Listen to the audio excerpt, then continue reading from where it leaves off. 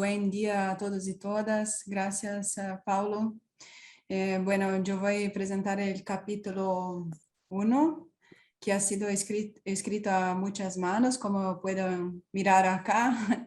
El capítulo tiene como título Las políticas alimentarias y la politización de la alimentación, la experiencia latinoamericana, y ha sido escrito a partir de la lectura de los demás capítulos, también de los debates que hemos tenido entre nosotros, y también de la revisión de la literatura latinoamericana sobre políticas alimentarias. Hemos partido de la consideración que las diferentes dimensiones de la alimentación, desde la producción hasta el consumo, diferentes formas de producir, las diferentes formas de distribuir o comercializar los alimentos, las diferentes opciones de consumo, todas estas son interpretadas cada vez más como decisiones políticas, sea en el ámbito del individuo, del consumidor, sea en el Estado y en la vida pública. La alimentación se ha tornado objeto político, expresión de diferentes posicionamientos políticos y sociales, justamente por las consecuencias políticas, sociales y ambientales de la alimentación.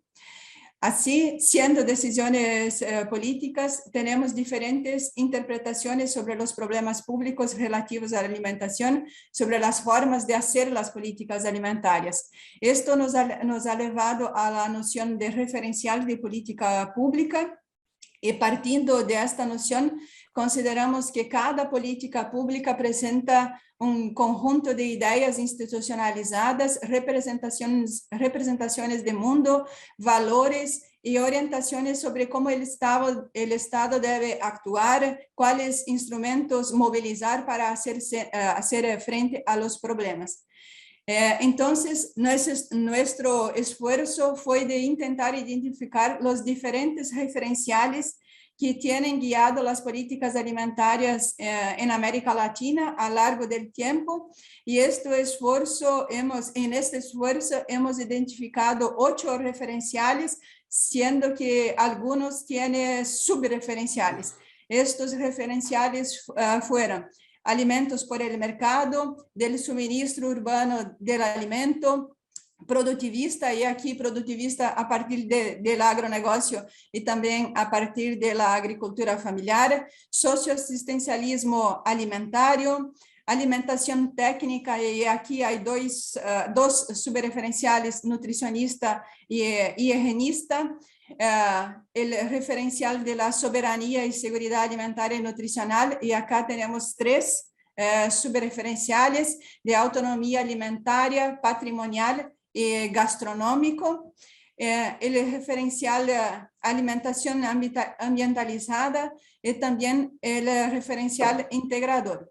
Algunas consideraciones, 3 consideraciones muy rápidas.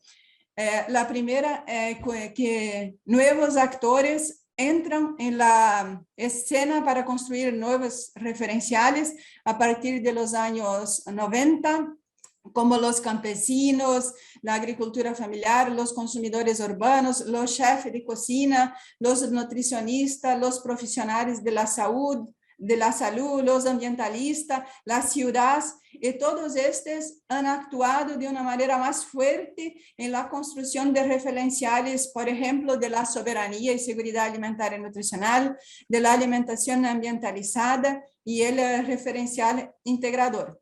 La segunda consideración es que estos referenciales nacen, pero no de los escombros, sino de la ruina de los referenciales anteriores. Estos referenciales nacen no de los escombros, de la ruina de los referenciales anteriores, por el contrario, nacen de la exacerbación de la persistencia de los resultados y de las consecuencias negativas de los viejos referenciales, como de la alimentación por el mercado y el referencial productivista. La tercera consideración es que a cada choque que vivenciamos, y aquí podemos hablar, por ejemplo, de la salida de los gobiernos progresistas y después el retorno de los gobiernos más neoliberales, las crisis de los precios de los alimentos en los años 2007, 2008, la crisis de la pandemia ahora. Todas esas crisis en general, estos eventos sirven para reforzar los viejos referenciales y no para avanzar en la construcción de nuevos referenciales más vinculados a sistemas alimentarios sostenibles. Dejo la invitación para la lectura y un agradecimiento a todos los coautores. Gracias.